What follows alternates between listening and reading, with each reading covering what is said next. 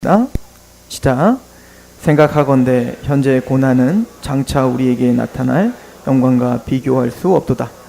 피조물이 고대하는 바는 하나님의 아들들이 나타나는 것이니 피조물이 허무한데 굴복한 것은 자기 뜻이 아니요 오직 굴복하게 하시는 이로 말미암음이라.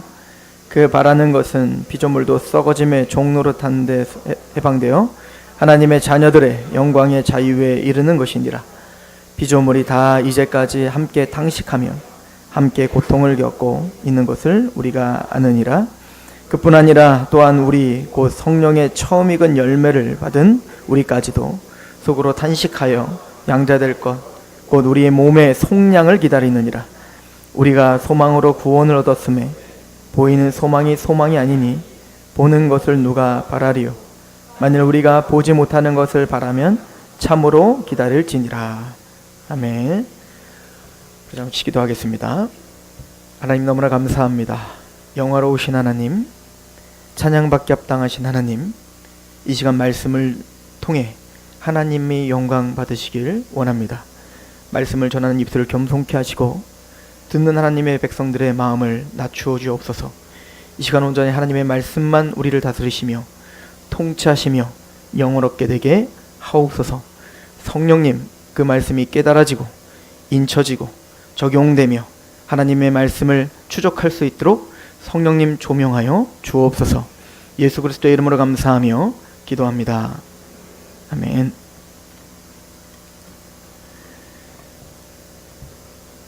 사도 바울은 로마서 8장의 구원의 여정, 구원의 시작과 구원의 완성에 대해서 이야기하고 있습니다.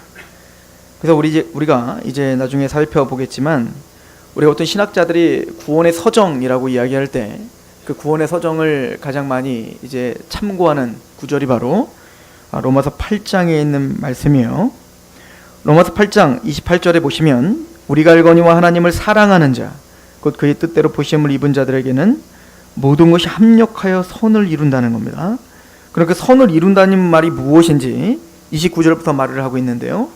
하나님이 미리 아신 자들을 또한 그 아들의 형상을 본받게 하기 위하여 미리 정하셨으니 이는 그로 많은 형제 중에서 맏아들이 되게 하리요 하심이라.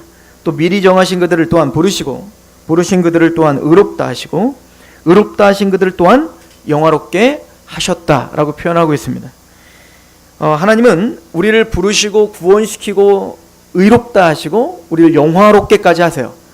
그러기 위해서 제일 먼저 하시는 게 뭐냐면, 하나님은 우리를 아셨다는 겁니다. 언제 아셨죠? 이거를 에베소서 1장 3절은 말하죠. 하늘에 있는 신령한 복을 우리에게 주시로 작정하셨습니다. 그래서 1장 4절에 창세 전에 그리스도 안에서 우리를 택하사라고 합니다. 그러니까 하나님은 우리를 선택하시되 창세 전에 선택하셨다는 거예요. 이게 성경이 우리에게 가르쳐주는 메시지입니다. 그러니까 만세 전부터 하나님은 우리를 아셨고 우리를 예정하셨습니다. 뭘 하기 위해서? 신령한 복을 주시기 위해서요. 그래서 그 예정된 하나님의 백성들이 오늘 말씀해 보니까 미리 아신 자들을 또한 그의 아들의 형상을 본받게 하기 위하여 미리 정하셨다는 거예요. 그러니까 하나님은 미리 우리를 정하셨다라고 이야기합니다. 그럼 우리가 정하신 걸 어떻게 알죠? 이 사람의 택하심을 어떻게 하냐고요? 하나님 만세 전에 여러분들을 택했다는 걸 어떻게 확증할 수 있죠? 이걸 데살로니가전서 1장이 뭐라고 말하냐면, 너희 복음이 너에게 말로만 임하는 것이 아니다, 이렇게 표현하고 있어요. 근데 그 윗절에 뭐라고 하고 있냐면, 형제들아 난 너희의 택하심을 아노라 하는 거예요. 하나님이 내가 너희를 택했다는 걸 안다. 하나님이 너희 택하셔서 너희가 만세 전부터 하나님이 아셨고 하나님이 너희를 택했다는 걸 난 안다. 어떻게? 복음이 너에게 말로만 임하는 것이 아니라 그 복음이 능력과 성령과 큰 확신으로 임하는 걸 보면서 말이죠. 그러니까 우리가 복음을 전할 때 그 복음이 단순히 들리고 마는 게 아니라 그 복음이 내 안에 능력으로 오는 거예요. 하나님의 말씀은 운동력이 있어 골수와 영을 찔러 쪼개기까지 하는 겁니다. 우리를 밝히 드러내신다는 겁니다. 그 말씀 앞에 섰을 때, 그 율법 앞에 섰을 때 우리가 얼마나 죄인인 걸 깨달아요. 우리가 얼마나 죄인인가, 우리가 얼마나 하나님의 저주를 받기에 합당한 자인가를 철저하게 깨닫게 하시는 게 하나님의 말씀으로 하신단 말이에요. 그 말씀을 듣고 그 복음을 듣고 회개하라 천국에 가까웠다라고 하는 말씀이 그냥 딴 사람의 이야기가 아니라 내 이야기인 걸 아는 겁니다. 그래서 그 말씀에 반응해요. 그 복음에는 하나님의 의가 나타나서 믿음으로 믿음에 이르게 하나니 하나님의 능력이, 구원을 주신 하나님의 능력이 나타난다는 거 아니에요? 그러니까 능력과 할 때는 복음에는 능력이 있다는 겁니다. 사망에서 생명으로 옮기시는 능력인 거예요. 우리를 죄인에서 의인이라 칭해주는 능력인 거예요. 우리의 모든 죄를 사시는 능력인 거예요. 그 복음의 능력이 나타나고 거기에 누가 임하십니까? 성령이 오신다는 거예요. 성령이. 능력과 성령과 이렇게 말하지 않습니까? 사도행전 10장 11장에 보면 고넬료에게 사도 베드로가 복음을 전합니다. 구원 얻을 말씀을 들으라. 천사가 고넬료에게 말했어요. 요바에 가서 베드로를 통해서 구원 얻을 말씀, 즉 복음이죠. 그 복음을 들으라. 그래서 베드로가 그 고넬료네 집에 가서 고넬료와 그 가족들에게 뭘 전했을까요? 구원 얻을 말씀, 복음을 전했습니다. 그때 복음을 전할 때 누가 임하시더라? 성령이 임하시더라. 우리가 처음 믿을 때 임하셨던 성령이 임하시는 걸 보면서 그들이 다 믿음이 생기는 겁니다. 그들이 다 예수 그리스도를 시인하는 겁니다. 그래서 그들을 물세례를 줬던 겁니다. 그러니까 우리가 복음을 들을 때 복음이 말로만 임하는 게 아니에요. 거기에 능력이 임합니다. 복음엔 능력이 있습니다. 우리의 생각과 가치관과 우리의 행위를 변화시키는 그 능력이 있단 말이에요. 죄인에서 의인으로, 사망에서 생명을 옮기는 능력이 복음에서 선포가 되는 겁니다. 근데 그 복음만 우리에게 임하는 게 아니라 거기에 성령님이 임하시는 겁니다. 성령님이 우리 안에 오셔서 우리 마음을 여시는 겁니다. 그 말씀이 믿어지게 하는 겁니다. 그 복음 앞에 굴복하게 하는 겁니다. 바울이 빌립보라는 성에 갔을 때, 사도행전 16장에 가면 빌립보라는 성에 갔을 때 그 루디아라는 여자가 있습니다. 거기는 수많은 여인들이 있었어요. 유대 여인들이 있었죠. 거기에 사도 바울이 복음을 전했더니 다른 여자는 다 안 믿었어요. 그 복음을 콧방귀 켰습니다. 그 복음을 조롱거렸습니다. 그런데 그 중에 하나 루디아는 그 복음의 말씀을 들었을 때 그 마음이 열려 복음을 받아들이고 빌립보 교회가 세워지는 거예요. 그걸 사도행전 16장은 뭐라고 기록하고 있습니까? 주님께서 그 마음을 열어 바울의 말을 따르게 하셨다라고 말하죠. 이게 성령님이 하시는 역할이에요. 즉 하나님의 영이, 그 성령님이 부어주셔서 그 루디아의 마음을 열으신 거예요. 그 루디아의 마음을 여시고 그 복음이 들려지게 한 겁니다. 우린 그걸 통해서 이 사람이 선택받은 자구나, 택함받은 자구나, 이걸 우리는 알죠. 그래서 내가 너희의 택하심을 나누라. 복음이 너에게 말로만 임하는 것이 아니라 능력과 성령과 큰 확신으로 임하는 거예요. 그 성령님이 우리 안에 인쳐주시고 적용하시고 믿음을 주시면 우리 안에 세상이 감히 흔들 수 없는 확신이 생기는 겁니다. 믿음이 생기는 겁니다. 우리 이걸 중생했다라고 말하는 거예요. 예수 그리스도 성령으로 말미암아 중생하면 이제는 예수 그리스도의 복음이 밝히 보는 겁니다. 예수님의 십자가의 사랑을 통한 하나님이 우리를 향한 사랑이 얼마나 큰지를 보게 되는 겁니다. 그리고 중생하여 이제 하나님을 보는 사람은 자신의 인생을 돌아봤을 때 하나님이 나를 어떻게 사랑하시는지를 아는 거예요. 내가 선택하여 내가 믿음을 갖고 내가 말씀을 이해해서 온 게 아니라 나는 복음을 들을 수 없는 자였는데, 그 복음을 이해할 수 없는 자였는데, 그 복음에 굴복할 수 없는 자였는데 내 마음을 여신 게 하나님의 은혜라는 걸 아는 겁니다. 그 뒤를 돌아봤더니 아하, 그래서 내가 지금 이 시대에 복음이 편만하게 전포되는 지금 이 시간에 내가 태어난 거구나. 아하, 내가 그래서 복음 있는 그 사람을 만났던 거구나. 그렇구나. 내가 복음을 알고 있는 부모 밑에 태어나 내가 이 복음을 들을 수 있는 기회가 주어졌구나. 내가 선택했는 줄 알고 봤더니 하나님이 선택하신 거예요. 하나님이 우리를 지금 인도하신 거예요. 그래서 고백하는 겁니다. 그렇구나. 하나님은 미리 우리를 아셨고 하나님은 우리를 정하셨구나. 믿음의 고백을 하는 거죠. 근데 로마서 8장은 뭐라고 말하죠? 왜 우리를 정하시는데 어떤 목적지를 향해서 정하셨대요? 그 아들의 형상을 본받게 하기 위하여 정하셨다라고 표현하고 있습니다. 구원의 완성은 우리가 그리스도를 닮는 겁니다. 그리스도인이 그리스도의 형상으로 완전히 변화되는 거예요. 이 땅에서는 변화될 수 없죠. 그리스도를 따라 너희는 나를 따르려거든 자기 십자가를 지고 자기를 부인하고 자기 십자가를 지고 나를 따르라. 그래서 우리가 예수 그리스도를 믿어 마음을 다하고 뜻을 다하고 목숨을 다하여 하나님을 사랑해요. 그래서 하나님을 사랑하는 마음으로 그 사랑하는 하나님의 말씀을 우린 묵상합니다. 그 말씀을 묵상하고 예수 그리스도를 발견합니다. 그 예수님이 얼마나 거룩한지, 예수님이 얼마나 우리를 사랑하셨는지, 예수님의 십자가가 얼마나 큰 영광스러운 찬양받기에 합당한 이야기인지를 깨닫습니다. 그리고 예수님이 걸었던 그 길을 걸어갑니다. 계시록에 보니까 14만 4천 하나님의 교회를 뭐라고 이야기하죠? 새 노래를 부른다는 거예요. 구속을 경험한 자밖에 부를 수 없는 그 노래, 그게 새 노래라고 말하죠. 구속을 경험한 자만 부를 수 있는, 배울 수 있는 노래, 그 새 노래를 불러요. 즉 구원의 감격 가운데 맞습니다. 나를 예정하시고 구원하기 위해 나를 부르셨고 그 복음을 믿게 하시고 우리 마음을 여시고 지금 하나님 앞에 굴복하게 하신 하나님 너무 감사합니다. 그래서 하나님을 사랑하는 마음으로 예배하고 찬양하고 경배합니다. 이게 새 노래예요. 그리고 뭐라고 하죠? 여자에게 미혹당하지 않았어요. 여자와 같이 물들지 않았어요. 그리고 어린 양이 어디로 인도하든지 따라가는 자예요. 그리스도의 십자가를 따라가는 자입니다. 예수님이 어디를 가든 예수님을 닮길 원하는 자입니다. 예수님이 어디를 가든 오늘 특성처럼 주를 닮길 원하는 거예요. 에베소서는 말하죠. 주님께서 기뻐하실 게 무엇인가 시험하여 보라. 이게 우리 구원받은 자의 마땅한 태도죠. 주님이 무엇을 기뻐하실까? 주님의 말씀대로 산다는 게 무엇일까? 그렇게 따라가는 겁니다. 이게 바로 구원의 바로 서정인 거예요. 하나님 우리를 미리 정하셨습니다. 정하신 그를 부르셨습니다. 부르신 그를 예수를 믿게 하셔서 의롭다 하셨습니다. 그 의롭게 하신 자는 하나님이 영화롭게까지 하셨다라고 해요. 신적 작정이라고 부릅니다. 이거를 확정적 미래라고도 표현해요. 이게 문법적 표현이에요. 헬라 문법적 표현. 영화롭게 하실 거예요. 미래잖아요. 그런데 하셨다는 거예요. 무슨 얘기죠? 이거는 될 수도 있고 안 될 수도 있는 게 아니라 마땅히 되는 겁니다. 100% 되는, 아니 200% 되는 거예요. 왜냐하면 하나님의 말씀은 반드시 성취되기 때문에 그렇습니다. 그래서 우리는 그 말씀 가운데 살아가고 있는 겁니다. 그래서 우리는 예수 그리스도를 닮기 원하고 예수님을 따라 살길 원하고 예수님의 향기가 나길 원하고 예수님이 우리를 통해 읽혀주는 편지가 되기를 원하고 예수님의 맛이 나는 소금이 되기를 원하고 예수님의 빛이 비춰주는 등불이 되기를 원해요. 그래서 우리는 왕같은 제사장이라고 말하고 교회라고 말하는 거예요. 그래서 편지라고 말하고 향기라고 말하고 빛과 소금이라고 이야기하는 거예요. 근데 그게 잘 되든가요? 잘 안 되더라는 거예요. 그게 우리를 힘들게 합니다. 또 구원받은 하나님 백성들, 너희는 왕같은 제사장이야. 너희가 얼마나 영광스러운 자인 줄 아는가? 너를 위해서 그 아들이 죽기까지 했다니까. 예수 그리스도가 죽으심으로 우리가 영광스러운 하나님의 나라를 유업으로 받은 상속자라니까. 그게 너무 기뻐요. 근데 현실로 돌아와 보면 그렇게 말씀 들을 때는 기쁘고 감격스럽고 뭐라도 다 할 수 있을 것 같고 주님께서 다 나를 도와주실 것 같은데 막상 현실로 돌아가 보니 어때요? 여전히 삶은 고단해요. 여전히 삶은 힘든 거예요. 이걸 경험했던 자들이 제자들 아니었어요? 예수님께서 제자들에게, 이 베드로에게 마태복음 16장에 세상 사람들이 날 뭐라고 하디? 그랬더니 말합니다.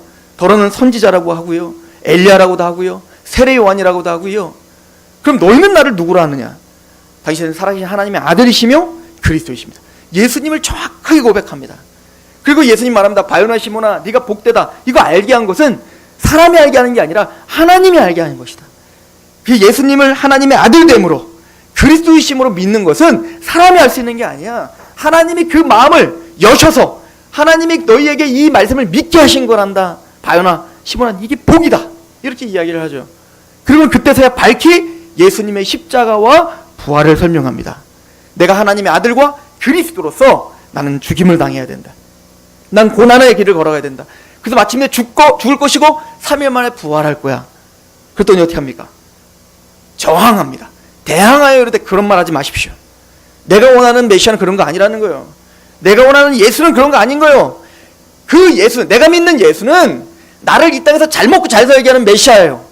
내가 믿는 예수는 이 로마를 부셔버리고 나를 우의정 자의정하게 하는 메시아야. 난 높아지게 하고 또 나를 건강하게 하고 나를 힘있게 하고 나를 명성이 있게 하는 그런 예수를 난 믿었지, 힘없이 죽임당하는 메시아, 십자가의 일을 걷는 메시아, 난 그런 메시아 원하지 않습니다.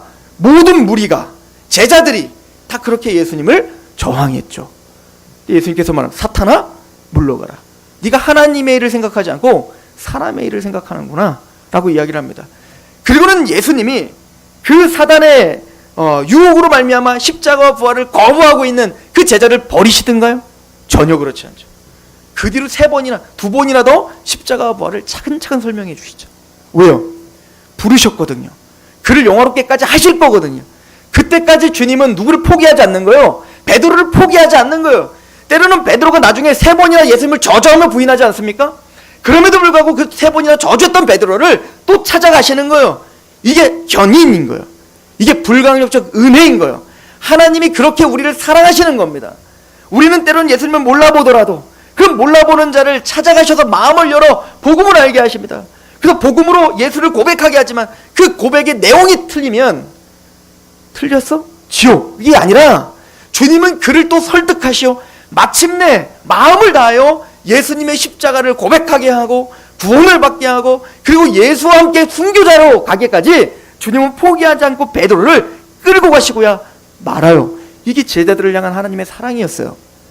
그리고 예수님이 그런 설득의 과정 중에 보여줬던 게 뭐냐면 몇 날이 못 가 여기 있는 자들 중에 하나님의 영광중으로 내가 오는 것을 볼 자도 있을 것이다 라고 선언을 하십니다. 즉 예수님이 부활하시고 그리고 영광중 심판주로서 영광스러운 하나님으로서 그렇게 하나님으로서 오실 것을 볼 자가 있을 거라는 거예요. 그게 언제 성취됐죠? 바로 그 다음 절에 나와요. 6일 후에 제자들 야고보와 요한과 베드로 이 세 명만 데리고 어디로 올라가십니까? 변화산상에 올라가시는 겁니다. 그래서 거기서 보여주는 게 뭐죠? 그 영광 중에 하나님과 함께 계시는 그 예수 그리스도를 보여주는 겁니다. 내가 십자가를 말했다. 그랬더니 십자가 나는 죽기 싫습니다. 난 고난당하기 싫습니다. 그랬더니 예수님이 뭐라고 합니까? 그때 말씀하신 게 이거예요. 너희가 나를 쫓으려거든 자기를 부인하고 자기 십자가를 지고 나를 따라와야 돼. 내가 십자가에 죽을 뿐 아니라 니들도 죽어야 돼. 기독교란, 교회란 영광을 위해 사는 사람들이 아니라 이 땅의 어떤 부유함을 위해 사는 사람들이 아니라 이 땅의 명예를 위해 사는 사람들이 아니라 예수님처럼 자기를 부인하고 하나의 밀이 땅에 떨어져 썩어 많은 열매를 맺는 나는 섬김을 받으러 온 게 아니라 도리어 섬기려 하고 많은 사람들을 위하여 내 목숨을 내어던지러 왔다. 그럼 예수님 말하는 게 뭐죠? 교회란 그 길을 걷는 거야.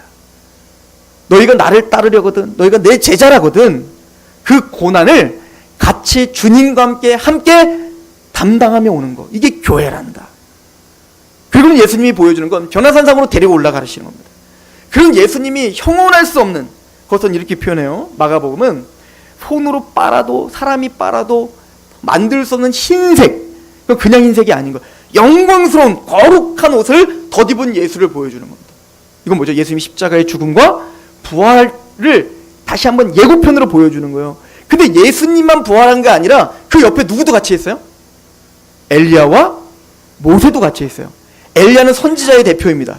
모세는 율법의 대표입니다. 그래서 성경에 보면 율법과 선지자 이렇게 표현하죠. 이거는 구약 전체를 말하는 거예요. 그러니까 구약 전체는 다 누구를 가리켜 이야기한다는 거예요?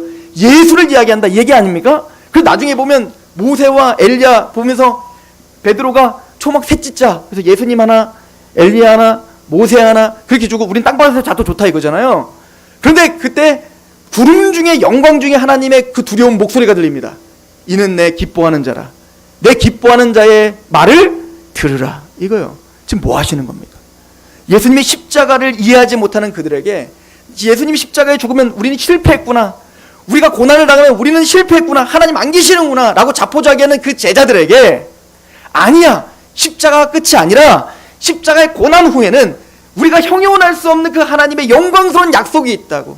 그게 예수님이 십자가에 죽으신 건 십자가의 죽음으로 끝나는 게 아니라 3일 만에 부활할 것이고 그 부활하신 영광스러우신 예수님은 우리가 형용할 수 없는 그 흰색 옷을 입고 구름과 함께 임하고 이 구름과 함께 임한다는 것은 손오공전 군동 타고 온다는 게 아니에요. 예수님이 재림하실 때 구름 타고 오시잖아요. 그 구름 타는 거는 원어로 보면 그것은 타고 온다는 게 아니라 사실 옆에 함께 오신다는 거예요.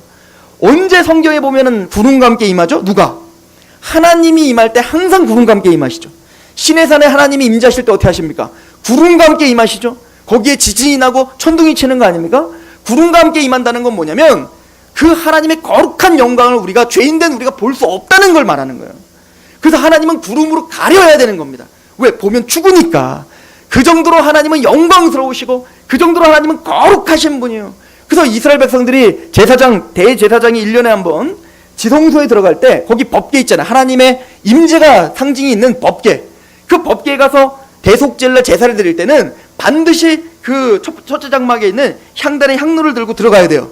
들어가서 계속 흔들어가지고 향을 피워야 돼요. 언제까지 피워야 되죠? 그 연기가 그 지성소에 가득 차서 그 법궤가 보이지 않을 때까지 흔들어야 돼요. 무슨 얘기입니까? 그 법궤, 하나님의 임재를 직접 보면 죽는 겁니다. 그래서 그 하나님의 영광스러움을 가려야 되는 거예요.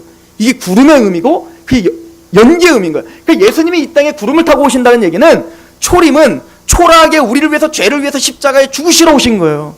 그런데 이제 예수님이 부활하시고 다시 이제 재림하실 때는 구름 중에 오신다는 것은 이제 하나님으로서 오신다는 겁니다. 영광 중에 오신다는 겁니다.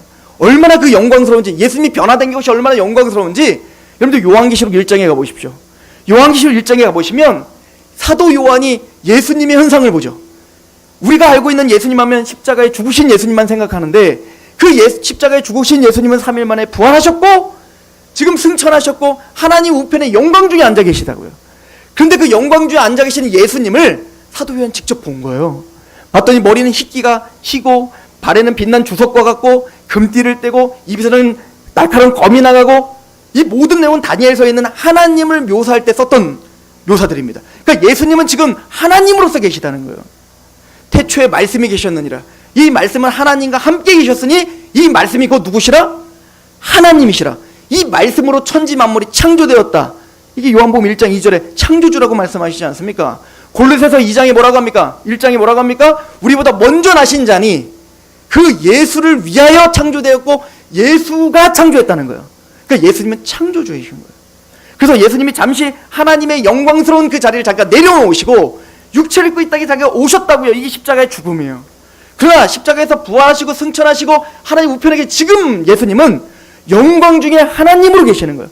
그래서 예수님이 다시 오실 때는, 재림할 때는 다시 응애하고 아이로 태어나는 게 아니라 하나님으로서 오시는 겁니다. 심판하러 오시는 거예요. 사도 요한이 그 예수를 본 겁니다. 그때 요한계시록 1장에 뭐라고 하죠? 사도 요한이 죽는 자처럼 기절합니다. 왜일까요? 그 영광스러움을 볼 때 감당할 수가 없는 겁니다. 그 예수 그리스도의 모습, 영화로운 예수님의 모습을 볼 때 감당할 수가 없어 기절하는 것처럼 되는 거예요. 이게 예수님의 영광스러움입니다. 그러니까 제자들에게 십자가를 이해하지 못하는 고난은 실패라고 생각했던 그 제자들에게 변화산상으로 왜 데리고 간 겁니까? 고난은 실패가 아니야. 내가 십자가에 죽을 거야. 근데 십자가의 죽음이 궁극적인 영광을 가져오는 통로란다. 노 크로스 노 크라운이에요. 고난의 십자가가 없이는 부활의 영광도 없다는 것입니다. 그래서 말씀하는 거예요. 너희는 나를 따르려거든 자기 십자가를 지고 따라라. 내 사랑하는 자녀에게 너는 고난받아라. 너희는 못 살아라. 너희들은 그냥 빌어먹어라. 지금 저주하시는 겁니까? 아니요. 그게 축복의 길이기 때문에 그렇습니다. 그게 승리의 길이기 때문에 그렇습니다. 그것이 하나님이 정해놓은, 하나님이 악을, 세상을 이길 수 있는 유일한 방편이기에 우리 보고 죽자라고 하는 거예요. 우리 보고 고난을 달게 받으라 라고 이야기를 하시는 겁니다. 이 십자가를 발견했던, 이 하나님을 만났던, 그래서 부활의 주님을 다메섹 도상에서 만났던 사도 바울은 그 예수님에 대한 그 가르침, 십자가 외에는 알지 않기로 결정했고 그 십자가 외에는 자랑하지 않기로 결정했고 그 십자가 외에는 전하지 않기로 결정했던 사도 바울은 왜 십자가를 강조할 수밖에 없었나요? 그 영광스러운 그 십자가의 결말, 그 십자가의 열매를 분명히 알았기 때문입니다. 그래서 사도 바울은 오늘 로마서를 통해서 우리에게 고난을 지자라고 말하는 거예요. 구원받은 우리에게 고난은 필수다라고 이야기하는 겁니다. 한번 보시죠. 로마서 8장, 우리 지난 시간에 같이 상고했던 말씀이기도 한데요. 16절입니다.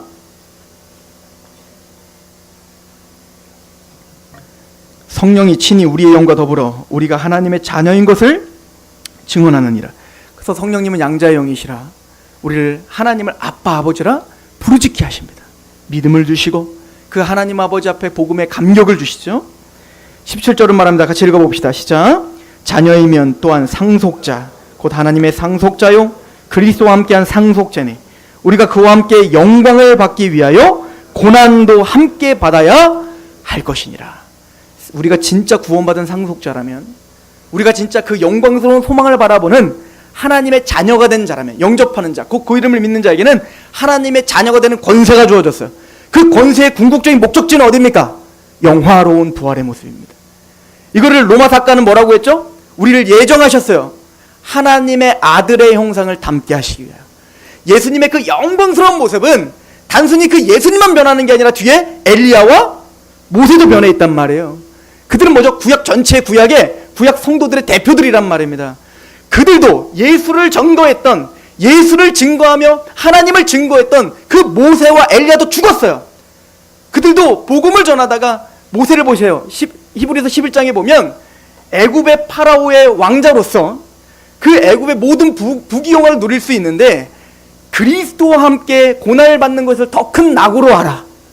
또 하나님의 백성들과 함께 고난당하는 것을 더 큰 복으로 알아. 애굽의 모든 보화를 버려버리고 고난을 자초하며 그들과 함께 고난을 당하며 살았다는 거예요. 왜? 상 주시는 이신 하나님을 바라봅니다.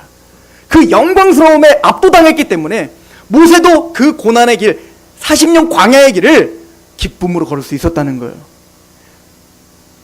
엘리야는 850대 1로 바알 선지자와 아세라 선지자와 전쟁을 벌였죠. 승리했으나 끝까지 아합 왕과 이세벨은 엘리야를 죽이려고 했습니다.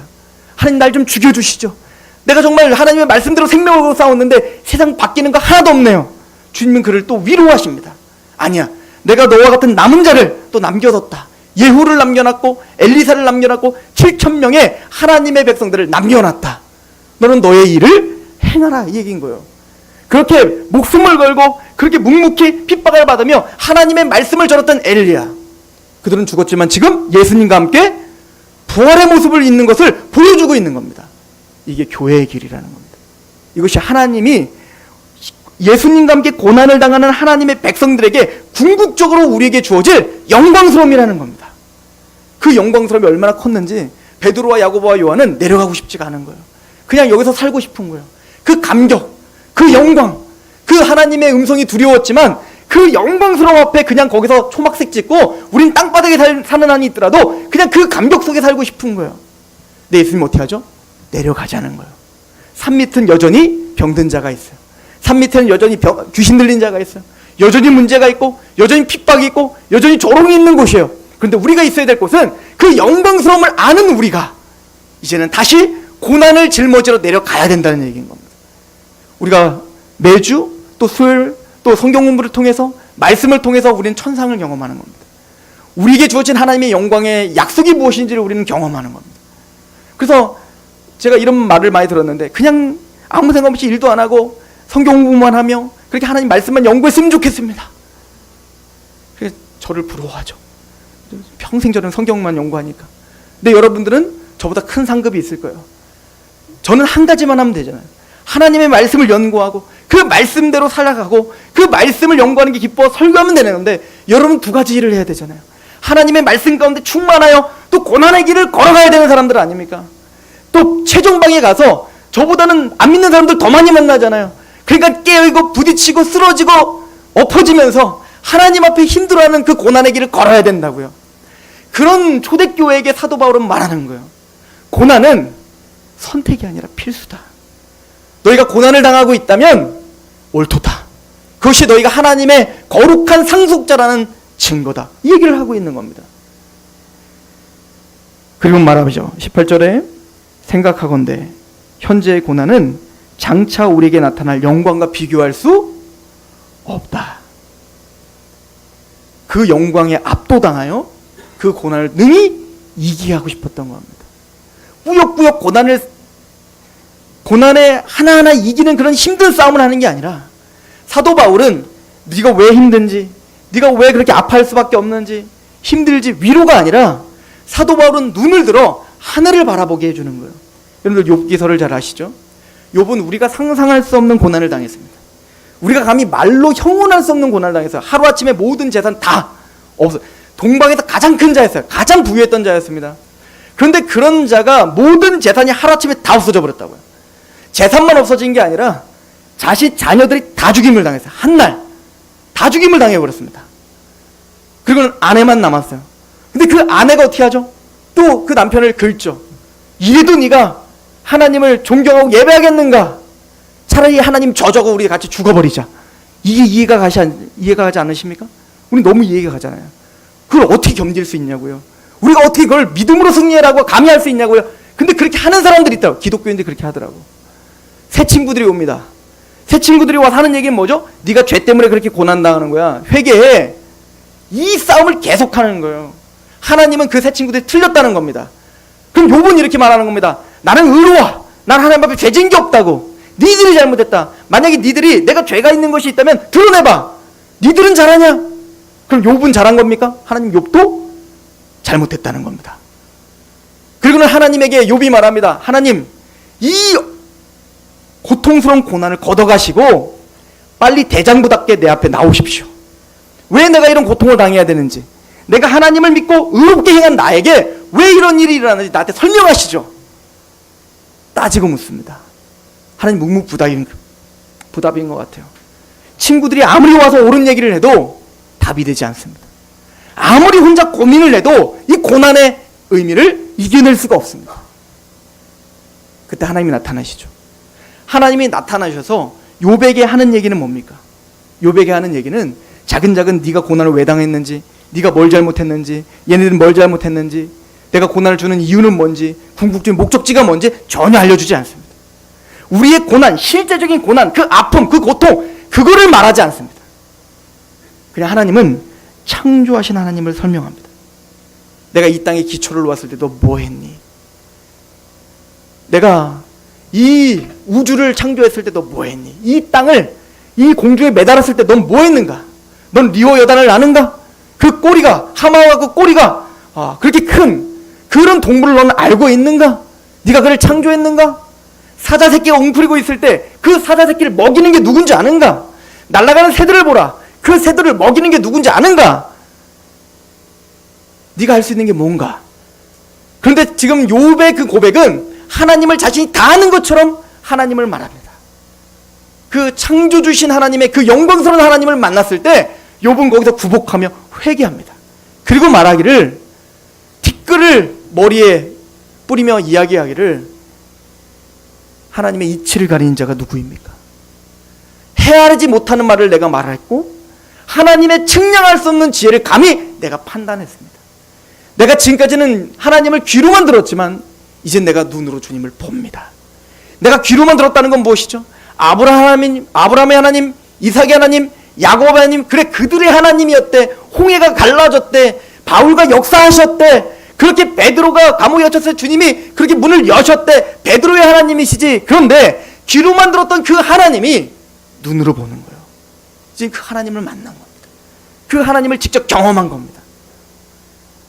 욥은 왜 이 고난의 의미를 알지 못했습니다. 그러나 창조하신 그 영원하신 하나님을 대면했을 때 아무런 대답을 할 수 없었던 겁니다. 이해된 것이 아닙니다. 압도당한 겁니다. 누가 이해시킨 게 아닙니다. 그런데 그 창조하신 영광스러운 하나님을 만났을 때 그냥 거기에 굴복하며 예배할 수밖에 없었습니다. 우리는 그 경험을 반드시 하게 될 것입니다. 예수님의 재림의 날, 그 영광스러운 그 부활의 날, 우리가 지지볶고 싸웠던 고난들, 지금 힘들게 신음했던 모든 말들, 계시록 5장, 6장을 보십시오. 거기에 의인들, 순교자들이 하나님 앞에 보좌 앞에 뭐라고 외칩니까? 하나님, 어느 때까지 이 의인들이 고난당한 걸 이대로 냅두실 겁니까? 저 악인들은 저렇게 승승장구하고 하나님을 모독하는 저들은 저렇게 잘 먹고 잘 사는데 언제까지 하나님의 백성들만 이렇게 고난당하고 이렇게 힘들고 슬퍼해야 됩니까? 우리는 그 기도를 하는 거예요. 시편의 고백들처럼 하나님, 내가 내 믿음을 미끄러질 뻔했습니다. 악인들이 저렇게 잘 사는 걸 보면서 내 믿음이 파손될 뻔했습니다. 우리는 항상 그런 고비 가운데 살아가고 있어요. 그런데 그럼에도 불구하고 사도 바울은 그 고난을 묵묵히 걸어갔었던 이유가 우리에게 장차 주어질 그 영광을 알았기에, 그 영광을 보고 있기에 그 고난을 능히 이겨낼 수 있었다라고 이야기하는 거예요. 장차 우리에게 주어질 영광이 지금 고난은 좋게 비교할 수 없다.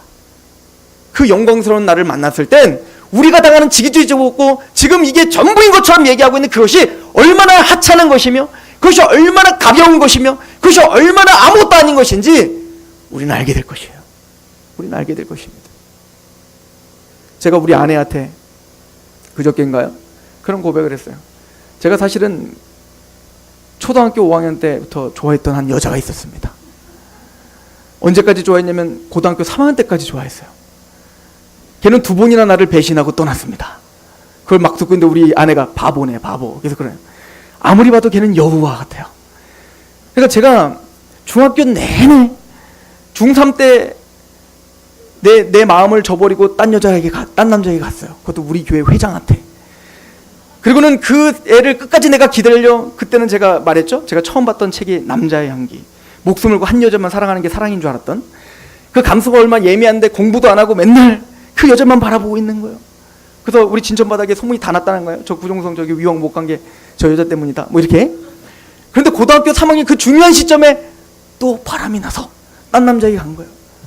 그때서야 모든 편지 두 박스 된 거 다 태우게 되고 막 이런 경험이 있었죠. 근데 제가 그 얘기를 우리한테 왜 했냐면 지금 생각하면 진짜 바보 같다. 아무것도 아닌데 내가 그렇게 내 인생을 걸 만큼 그 여자가 중요한 것도 아니었고 지금 생각하면 우리 영광스러운 우리 아내를 볼 때 좋게 비교할 수가 없는데 이 영광스러운 나를 만났을 때 내가 우리 아내를 바라보며 그걸 생각할 때 얼마나 내가 찌질해 보이는지 그날이 반드시 와요. 창피한 날이 온다니까요. 사도 바울은 정말 그걸 알았던 겁니다. 그 영광스러우신 하나님의 그 영광스러움을 만났을 때 지금 우리가 고달파 물론 힘듭니다. 새 친구처럼 고난을 당했을 때 함부로 가갖고 영광을 바라봐 그런 얘기도 하지 마세요. 그건 우리에게 하는 얘기인 겁니다. 저도 설교 시간에 이렇게 선포하지 여러분들 고통당했을 땐 그냥 같이 울어주는 겁니다. 힘드시죠? 맞습니다. 힘들어요. 그렇게 같이 우는 게 하나님의 백성의 힘이에요. 우는 자와 함께 울고 웃는 자와 함께 웃어라. 이게 우리가 해야 될 일이에요. 판단하거나 훈수를 두는 게 우리의 일이 아니라고요. 그러나 우리에게는 말해야 되는 거예요. 종성아 힘들지, 고통스럽지, 포기하고 싶지. 그러나 우리에게 올 그 영광스러운 그 영광을 바라보면 지금껏 아무것도 아니란다.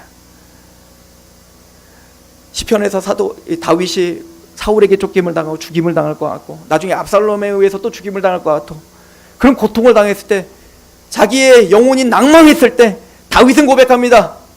내 영혼아 너는 왜 이렇게 낭망하느냐. 내 영혼아 주 여호와를 바라보라. 지금 다윗이 다윗의 입술을 통해 자신의 영혼에게 선포하고 있는 겁니다.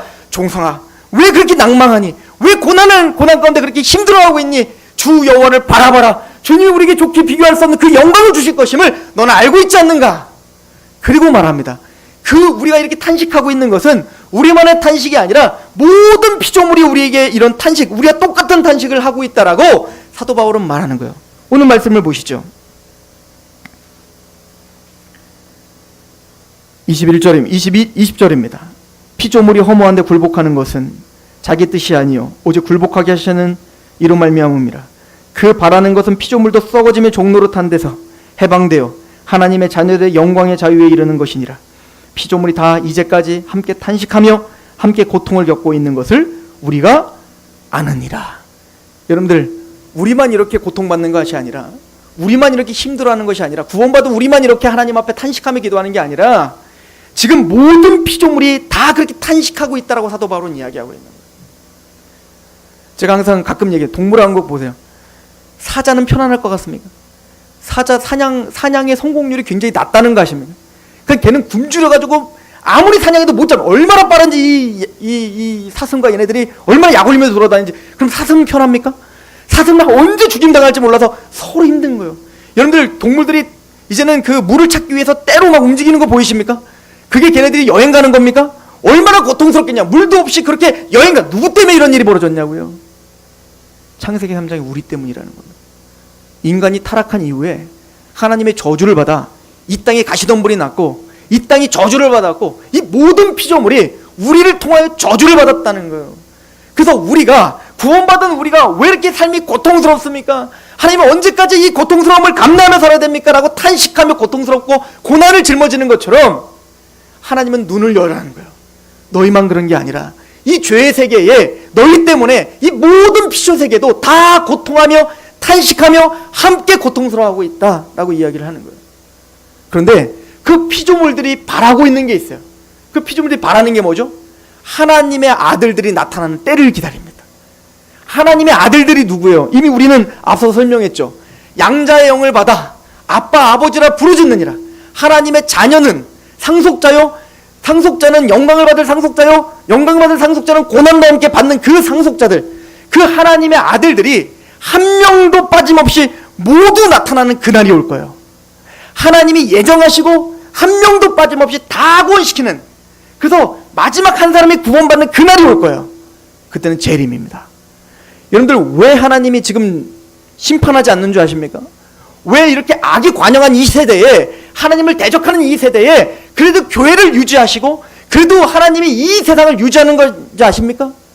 아직 택함 받은 자 중에 구원받지 않은 사람들이 아직 많이 있거든요. 그 사람들을 위해서 지금 기다리고 있는 거예요. 인내하고 계시는 거예요. 그 하나님의 인내하심을 경홀히 여기지 말라는 겁니다. 그 하나님의 인내하심을 우습게 여기지 말라는 거예요. 근데 세상 사람들은 그 인내하심을 조롱하죠. 하나님이 어디 있냐고. 하나님이 있다면 지금 당장 심판해보시던가.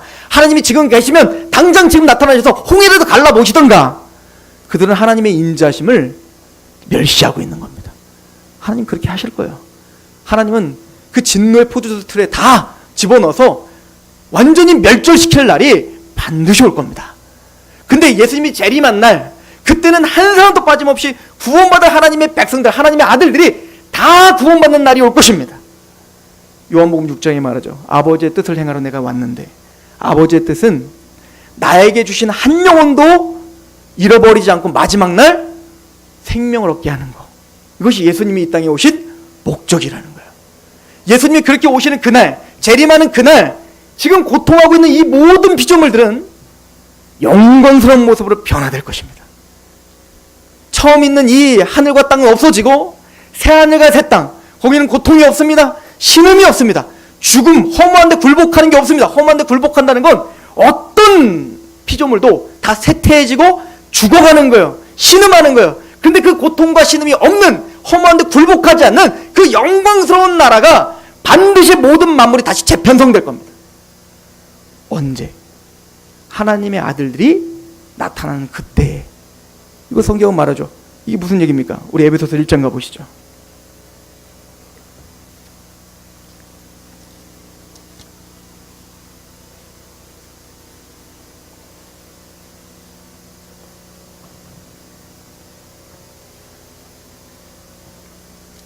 여러분들 에베소서 1장은 제가 여러분들과 많이 나눴던 말씀이에요. 에베소서 1장 3절에 하나님이 신령한 복을 우리에게 주실 겁니다. 이 신령한 복의 궁극적인 목적지는 뭐죠? 우리가 영광스러운 예수님처럼 변하는 것뿐만 아니라 모든 피조물이 다 완성되는 겁니다. 이게 신령한 복의 궁극적인 목적지입니다. 이걸 위해서 4절에 곧 창세전에 그리스도 안에서 우리를 택하셨습니다.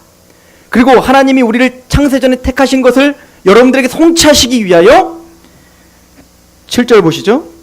우리는 그리스도 안에서 그의 은혜의 풍성함을 따라 그의 피로 말미암아 속량 곧 죄사함을. 그래서 예수님이 이 땅에 오신 겁니다.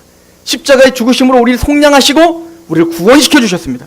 성령님은 뭐 하신다고요? 1장 13절 그 안에서 너희도 진리의 말씀 그 너희의 구원의 복음을 듣고 그 안에서 또한 믿어 성령의 인치심을 받습니다. 도장을 찍는다는 거예요. 하나님의 사람이라는 겁니다. 복음이 말로만 임하는 게 아니라 능력과 성령으로 임합니다. 그리고 14절 이는 우리 기업의 보증이 되사 그 얻으신 것을 속량하시고 그 영광을 찬송하게 하려 하심이라. 성부와 성자와 성령 하나님이 우리를 구원시켰습니다. 우리를 영광스러운 하나님의 나라를 보게 했습니다. 그래서 궁극적으로 뭐 하시려는 거예요? 우리를 구원시켜서. 보십시오. 20절 보세요. 그의 능력이 그리스도 안에서 역사하사 죽은 자들 가운데 다시 살리시고 하늘에서 자기의 오른편에 앉히사. 지금 예수님이 십자가에 죽으시고 부활하시고 하나님 우편 앉아 계시다는 거죠. 모든 통치와 권세와 능력과 주권과 이 세상뿐 아니라 오는 세상에 일컫는 모든 이름 위에 뛰어나게 하시고 22절 같이 읽어봅시다. 시작. 또 만물을 그의 발 아래 복종하게 하시고 그를 만물 위의 교회의 머리로. 예수님이 십자가에 죽으시고 부활하고 승천하셔서 지금은 만물을 복종케 하셨다고요. 그리고 만물 안에 교회의 뭐가 되셨다고요? 머리, 왕이 되어주시고 주님이 되어주시고 우리의 통치자가 되어주셨습니다. 그래서 우리는 예수님을 주님이라고 고백해요. 우리의 왕이십니다. 우리의 주인이십니다라고 고백한다고요. 그리고 예수님이 우리의 머리가 되어주셔서 이 교회의 머리가 되어주셔서 뭐 하시겠다는 거예요? 23절 시작. 교회는 그의 몸이니 만물 안에서 만물을 충만하게 하시는 이의. 여러분들 만물 안에서 교회가 구원을 받았죠. 성삼위 하나님의 은혜로 구원을 받았다고요. 그래서 우리가 구원 받자마자 천국 가나요? 어디에 있어요? 만물 안에 지금 계시잖아요. 근데 우리가 만물 안에 왜 하나님은 있게 하셨냐고. 이렇게 고통스러운데, 이렇게 고통하고 고난 가운데 있는데 왜 우리를 만물 안에 있게 하셨냐고요. 하나님 그 목적지를 말합니다. 교회의 머리가 되셔서 만물 안에서 만물을 충만하게 하시는 뭐가 되게 하시기 위하여 충만이 되게 하셨다. 이게 무슨 얘기냐면 충만이라는 단어는 꽉 찼다, 완성됐다 이런 뜻이에요. 여러분들 하나님의 때가 찼다 이런 말 들어보셨죠? 하나님이 계획하신 그 때가 꽉 찬 상태, 그때 하나님의 일이 이루어지는 거 아니에요. 이게 꽉 차다, 충만하다는 건 뭐냐면 빈틈이 없이 하나님의 계획과 하나님의 뜻이 이루어진 상태, 다른 말로 말하면 완전케 된 상태예요. 그러니까 하나님이 여러분들이 구원받자마자 여러분들 천국으로 보내는 게 아니라 이 만물 안에 고통스러운 이 땅 가운데 왜 살게 하시냐고요. 예수님을 우리 머리로 두게 하시고 만물 안에서 만물을 충만하게 하는, 다시 말하면 만물을 완전하게 하고 만물을 온전하게 완성시키는 충만인 거예요. 완전이라는 거예요. 잘 무슨 말인지 모르시겠죠? 창세기 12장에 보면 아브라함에게 약속합니다. 너는 본토 친척 아비 집을 떠나라. 내가 지시할 땅으로 가라. 그리고 하나님 뭐라고 하죠? 내가 너에게 복을 주마. 그리고 네가 나 복을 줄 뿐만 아니라 네가 복이 되리라. 이 무슨 얘기입니까? 복이 된다는 얘기는 단순히 우리가 복을 받는 대상일 뿐만 아니라 우리가 복덩어리인 거예요. 우리를 통하여, 이걸 그래서 개역 성경은 의역했죠. 직역하지 않고 복의 근원, 이 얘기인 겁니다. 네가 목이 마르지? 내가 너에게 물을 줄게 뿐만 아니라 네가 우물이 되마, 이 얘기인 거예요. 네가 너에게 복을 줄 뿐만 아니라 그 하나님의 복이 너다, 이 얘기인 거예요. 너를 통하여 그 하나님의 복이 임하는 자가 될 거야. 똑같은 패턴이에요. 만물 안에서 우리가 만물을 하나님 완전케 하실 건데, 충만하게 하실 건데, 그 완전하게 하는 완전히 누구라고요? 교회라고요. 교회는 여전히 연약합니다. 우리만 봐도 연약합니다. 우리를 통해서 예수님이 영화롭게 받기보다는 우리 때문에 예수님 안 믿겠다는 사람들이 많습니다. 연약하고 부족합니다. 그러나 그거 아십니까? 만물 안에서 만물을 충만하게 하는 충만은 오직 교회밖에 없습니다. 하나님의 아들들이 다 구원받는 그날, 그때서야 모든 피조물들이 다 완성돼요. 하나님의 영광스러운 나라가 완성될 수 있다고요. 그 놀라운 도구가 교회인 거예요. 사도 바울은 말하는 겁니다. 지금 우리가 당하는 고난은 장차 우리에게 주어질 영광과 좋게 비교할 수가 없어. 근데 그 영광스러운 피조 세계를 완성시키고 전 우주를 하나님의 뜻 가운데 완전케 하는 그 완전히 너희란다. 사도 바울이 말하죠. 내가 미쳤어도 하나님을 위해 미친 거고, 내가 정신이 온전하여도 너희를 위하여 온전하였다. 무슨 얘기입니까? 내가 미쳤어도 하나님을 위해서 그 사랑이 강건되어 미쳤고, 내가 정신이 말짱하여 내가 정확하게 하나님 말씀을 연구하고 그렇게 힘있게 살아가는 이유는 교회를 위해서다. 왜요? 교회가 만물을 완전케 하시는 완전이기 때문에 그렇습니다. 교회를 우습게 보면 안 됩니다. 하나님의 영광스러운 그 교회는 하나님의 뜻을 이루는 통로입니다. 그리고 구원, 예수님의 십자가의 구원을 받은 하나님의 백성들을 교회라고 말합니다. 너희가 하나님의 성전인 것과 하나님의 성령이 너희 안에 계시는 거 알지 못하느뇨? 하나님의 성전이 거룩하니 너희도 거룩하라. 그래서 우리는 고난을 함께 지는 겁니다. 우리가 미쳤어도 하나님을 위해서 미쳤고, 정신이 온전하여도 교회를 위해 우리가 정신이 온전하여 살아가고 있는 거예요. 만물을 충만케 하는 충만, 물이 바다 덮음과 같이 하나님의 영광을 인정한 것이 이 땅에 가득하리라. 여러분들, 물이 바다 덮었어요. 거기 틈이 있나요? 물이 바닷가를 가득 덮으면 거기 틈이 있냐고요. 이게 완전인 거예요. 그런 것처럼 물이 바다를 덮은 것 같이 하나님을 영광을 인정하는 그 모든 피조세계의 재편성, 모든 새하늘과 새 땅이 이루어지는 것, 그것이 바로 하나님의 아들들이 나타날 그때예요. 그 과정 중에 우리는 살아갑니다. 오늘 복음을 전하고 있는 그 사람이 마지막 그 사람일 수도 있는 거예요. 우린 그렇게 살아가면서 복음을 전하는 겁니다. 그 하나님의 영광스러운 나라를 알기 때문에 오늘 묵묵히 우리의 고난을 하나님께 위탁하며 그렇게 걸어가는 겁니다. 그 고난이 그 하나님의 사랑과 영광에 압도당하는 저람 되기를 축원합니다. 기도하겠습니다.